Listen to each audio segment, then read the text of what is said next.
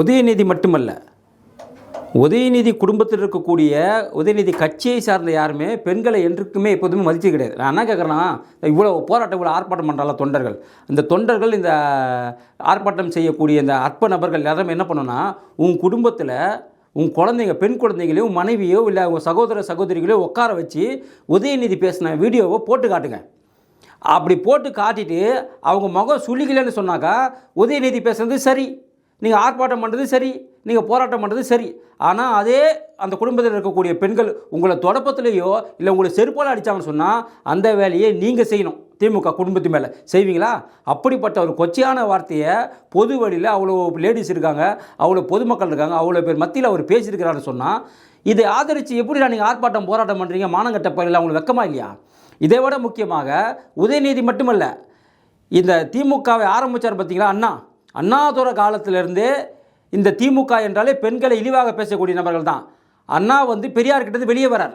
பெரியார்கிட்டேருந்து வெளியே வந்தவொடனே அந்த கோபத்தில் பெரியார் ஒரு குற்றச்சாட்டு அண்ணாமலை வைக்கிறார். என்ன குற்றச்சாட்டு வைக்கிறார்னா, இவர் ஒரு நடிகை கூட தொடர்பில் இருக்கிறாரு அண்ணாதுரை அப்படின்னு அண்ணாதுரை மேலே குற்றச்சாட்டு வைக்கும்போது அண்ணாதுரை என்ன சொல்கிறாருன்னா, நான் ஒன்றும் முற்றும் தொடர்ந்த முனிவரும் அல்ல, அவள் ஒன்றும் படிதாண்டா பத்தினியும் அல்லன்னு அப்பயே பெண்களை கொச்சையாக பேசியவர் அண்ணாதுரை.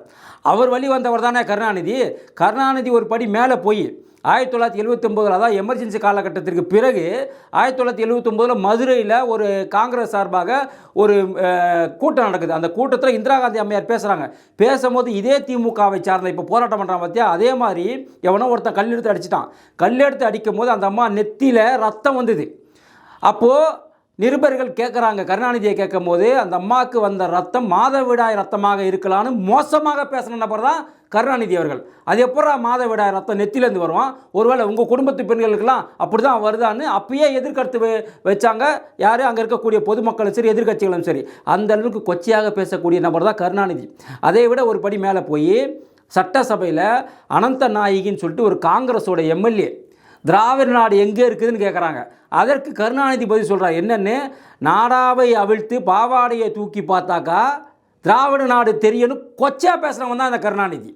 அதை விட ஒரு படி மேலே போய் அவன் 8 அடி பாய்ஞ்சா அவன் 16 அடி பாய்வான் பிள்ளைங்கன்னு சொல்கிற மாதிரி அவருடைய பிள்ளையும் பேரனும் எடப்பாடியார் அவர்கள் என்ன தெரியுமா பேசினானுங்க, சசிகலாவுடைய கால் இடுக்கில் புகுந்து பொறுப்பு வாங்கினவர், முதலமைச்சர் பதவியை வாங்கினவர் தான் அதாவது ஊர்ந்து சென்று கால் இடுக்கில் ஊர்ந்து சென்று முதலமைச்சர் பதவியை வாங்கினவர் தான் இந்த எடப்பாடியார்னு ஸ்டாலின் சொன்னார், உதயநிதி சொன்னார். இப்படி கேவலமாக பெண்களை இழிவாக பேசக்கூடியவங்க யாருன்னு பார்த்தீங்கன்னா இந்த திமுகவை சார்ந்த அனைவருமே. இதை விட ரொம்ப முக்கியமாக ஜெயலலிதாவை பெண் என்று பாராமல் சட்டசபையில் அவங்கள சேலையை பிடிச்சி உருவினது யார்? நீங்கள் தானடா. சரி, அதெல்லாம் விடு. உதயநிதி அவர்கள் நீங்கள் பால் டாயில் எதுக்கு குடிச்சிங்க? திரிசா ஒரு நடிகை இவ்வளோ கேவலமாக பேசி நீ பால் டாயில் எதுக்கு குடிச்சிங்க? யாருக்காக குடிச்சிங்க பால் டாயில்? அதை வேலைக்கு சொல்ல முடியுமா உங்களால்? எதுக்காக நீங்கள் 50 கோடி செலவு பண்ணி நீங்கள் கார் ரேஸ் நடத்துனீங்க? யாருக்காக நடத்துனீங்க? அதை சொல்ல முடியுமா? அதை பேச முடியுமா உங்களால்? வெக்கமாக இல்லை? 1000 தான் எதிர்கட்சியாக இருக்கட்டும், 1000 தான் ஆவாத முதல்வராக இருக்கட்டும், அதுக்காக ஒரு பெண்ணையோ அந்த பெண்ணை சார்ந்த பெண் குலத்தை இப்படி இழிவாக பேசுவதை ஒருபோதும் ஏற்றுக்கொள்ள முடியாது. உங்கள் கட்சியை சார்ந்த ராசா என்ன சொன்னார்? இந்து பெண்கள்னாலே விபச்சாரியின் மகன்கள் சொன்னார். அப்பயே நாக்கு அறுத்து இருக்கணும் இந்துக்கள். அதை செய்யாம விட்டதின் விளைவே இன்றைக்கி நீங்கள் வரைக்கும் பேசுகிறீங்க. இதே கருத்தை திருமாவளவன் பேசினார். என்ன பேசினார்? இந்து பெண்கள் என்றாலே விபச்சாரிகள்னு பேசினார். ஏன் இவர் பேசலை? வைரமுத்து, உங்கள் கட்சியை சார்ந்த வைரமுத்து பேசலை? ஆண்டாள் தெய்வத்தை விபச்சாரின்னு சொல்லலை? இப்படி பெண்களையும் பெண் தெய்வங்களையும் இழிவாக பேசக்கூடியவங்க தான் சனாதனத்தை ஒழிப்பன்னு சொல்லுவான். அப்போ சனாதனத்தை ஏற்றுக்கொண்டவன் பெண்களை நல்ல மரியாதையோடு பயபக்தியோடு பார்ப்பான். சனாதனத்தை ஏற்றுக்கொள்ள மாட்டேன், சனாதனத்தை வேறு இருப்பேன்னு சொல்கிறவன் எல்லாருமே இப்படி தான் பேசுவானுங்க. உதயநிதி அவர்களே, நீங்கள் பேசின வீடியோவை நீங்களும் பெண் பிள்ளையை வச்சுருக்கிறீங்க, நீங்கள் ஒரு மனைவியை வச்சுருக்கிறீங்க, நீங்களும் 2 அம்மாக்கள் இருக்காங்க, அவங்க எல்லாரையும் உட்கார வச்சு உங்கள் வீட்டில் நான் பேசுனதை ஏதாவது தவறு இருந்தால் சொல்லுங்கன்னு கேளுங்க பார்க்கலாம். நீ பேசுகிற தவறு இல்லைன்னு உங்கள் ஒய்ஃபை சொல்ல சொல்லுங்கள், நீங்கள் பேசுகிற தவறு இல்லை உங்கள் பொண்ணை சொல்ல சொல்லுங்கள், நீங்கள் பேசுகிற தவறு உங்கள் அம்மாவை சொல்ல சொல்லுங்கள், இல்லை இன்னொரு அம்மா இருக்காங்களா சொல்ல சொல்லுங்கள் பார்க்கலாம்.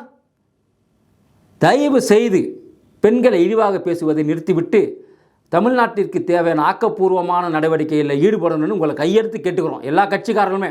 எந்த கட்சினா உங்களை ஆதரவு தெரிவித்தாங்களா பார்த்தீங்கன்னா அந்த விஷயத்தில் ஆதரவே தெரிவிக்க மாட்டார்கள். ஏன்னா உங்களுடைய வார்த்தைகள் கொச்சையானது, விஷத்தனமானது. உங்களோட போக்கை நீங்கள் மாற்றிக்கொள்ள வேண்டும். இவரை உடனடியாக கைது செய்து இவரை சிறையில் அடைக்கிற 9 செக்ஷன்லாம் இவருக்கு பத்தாது. இந்த குண்டாஸ் போடணும் இவர் மேலே. எத்தனை பேர் மேலே நீங்கள் போட்டீங்க குண்டாஸு? இவரை பெண் போலீஸை வச்சு இவர் அரெஸ்ட் பண்ணணும். பெண் போலீஸ் இவர் அரெஸ்ட் பண்ணி பெண் போலீஸ் எடுத்துகிட்டு போய் ரிமாண்ட் பண்ணணும். அப்படி பண்ணால் மட்டும்தான் பெண்களுக்கான நீதி கிடைத்ததாக அர்த்தம். அதை இந்த தாவேக்கா அரசு செய்ய வேண்டும்.